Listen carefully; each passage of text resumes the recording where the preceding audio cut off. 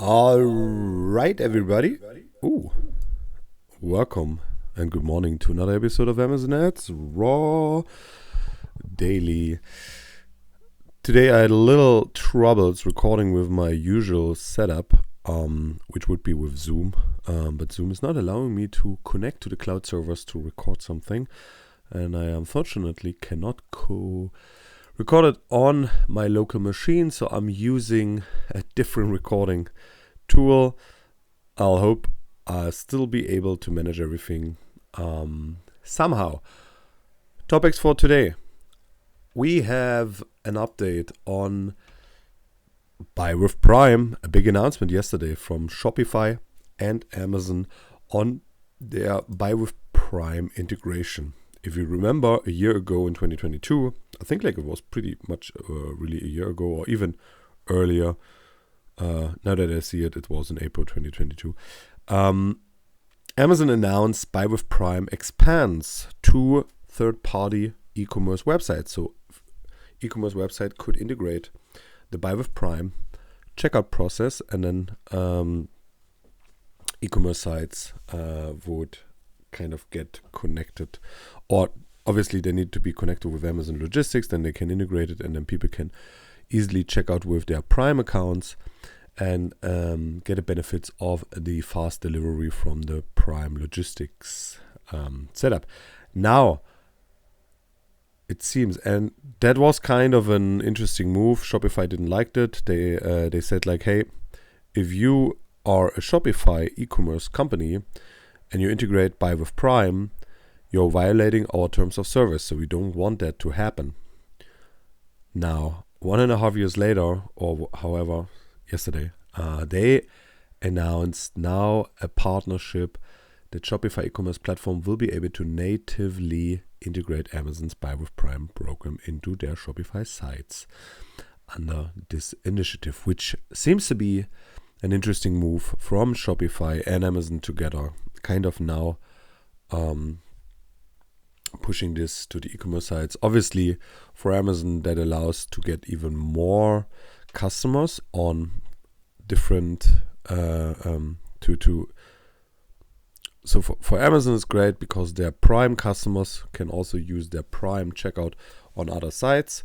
They will use Amazon Logistics, which is a benefit for Amazon. For Shopify, it allows a certain trust thing, and it's an easy checkout integration. The purchases are, as far as I know, still on the Shopify side, so it's kind of so you check out with your Amazon payment options and everything you have set up there. So you click on checkout, and then your delivery address and your payment things is all connected to Amazon, so you don't have to fill it out. But the payment still goes over the Shopify integrations. So the process of the payment. Well, that's a very interesting thing. The president of Shopify said, most importantly, we are giving customers access to Prime members while also ensuring that they keep, so customers means Shopify stores, Shopify D2C stores.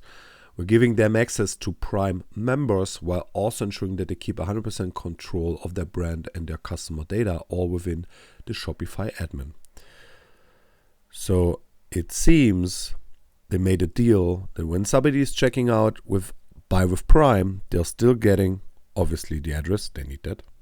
Maybe. I don't know. And the customer name and the email. Let's see. I'm interested to see how this partnership works out. But yeah, very interesting to see that this is now happening. And with that, up to our second story on the international markets. Something happened for especially UK and other markets. Let me see where this was. A couple of days ago, Amazon announced a change in its payment policy, which could directly impact your business if you're from Europe. So it's mainly in the European things. And the new thing is Amazon has extended the wait time for sale proceeds Previously, Amazon would swiftly credit your account upon making an online sale, but now you'll have to wait 10 days after delivery before gaining access to your cash. 10 days after delivery. So usually that might be 11, 12, or even 14 days. Amazon states that this modification aims to streamline administrative procedures, protect against fraud, and accommodate potential returns. The company wants to ensure that European sellers maintain adequate funds to manage financial commitments. So who's impacted? While Amazon claims that more than 85% of sellers won't be affected, there are concerns among many smaller businesses. Some feel that the 3-month advance notice was insufficient given the potential repercussion on their financial stability.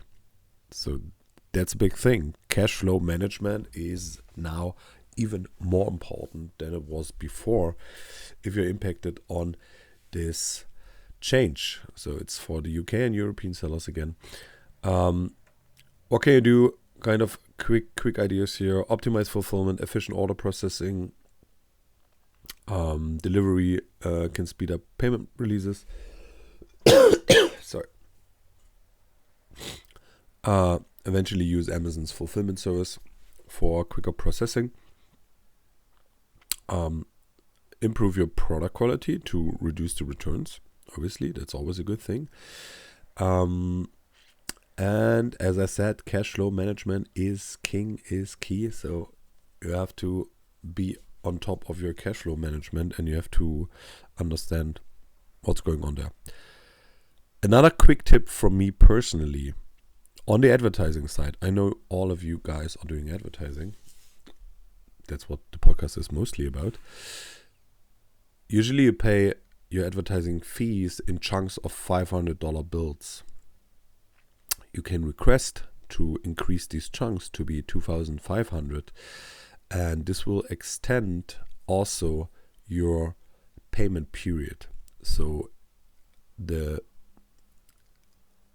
payment periods will be longer because there's more money to accumulate, and that will eventually also help you with cash flow management. So look out for that change in the payment.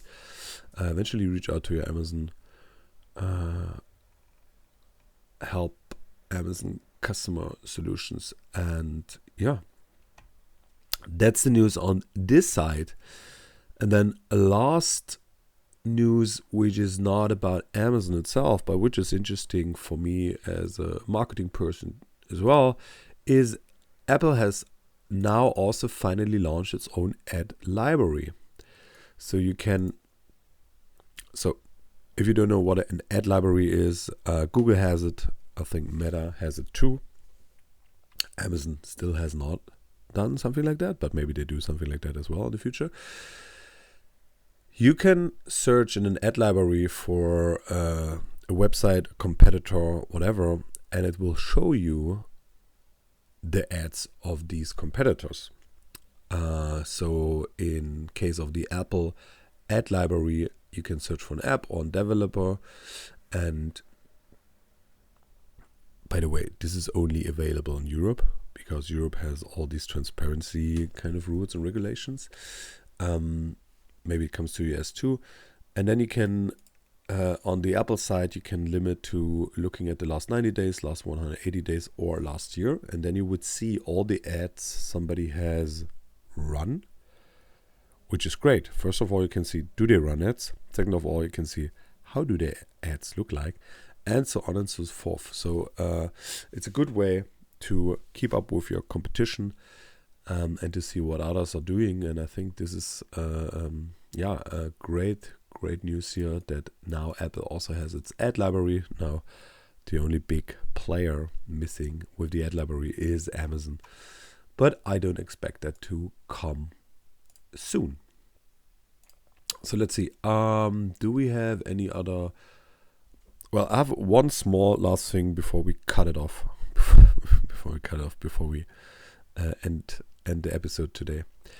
On the last 3 days, on the $1 Million Summit event in Barcelona, there was one announcement or one session where it was about Amazon science, or let's say it was about algorithms and rankings and these kind of things. And he put out Amazon science as a source of papers and stuff like that to go into.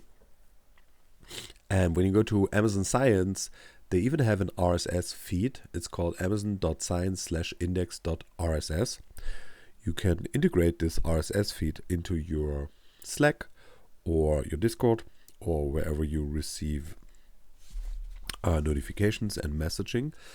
And this will give you access to all the newly released papers. I think like the last one was about postdoctoral scientific application operations research to real-world problems. So there's a couple of releases every week. I wouldn't say daily, but like there's a couple of things always coming out. So if you're interested in getting a bit more scientific, and if you're interested in understanding how Amazon is doing science, and guys, why do I think it's important to understand how Amazon is doing science? Because if you understand how the system works, you can work with the system very well. So check out this website, amazon.science, check out the feed, integrate it, have somebody who works with that. I think that helps. Knowledge is mostly beneficial, not always, but in business, I think it's helpful. So thank you very much for listening today. Have a wonderful Thursday. Hear you tomorrow in the last episode for the week. Thanks. Bye-bye.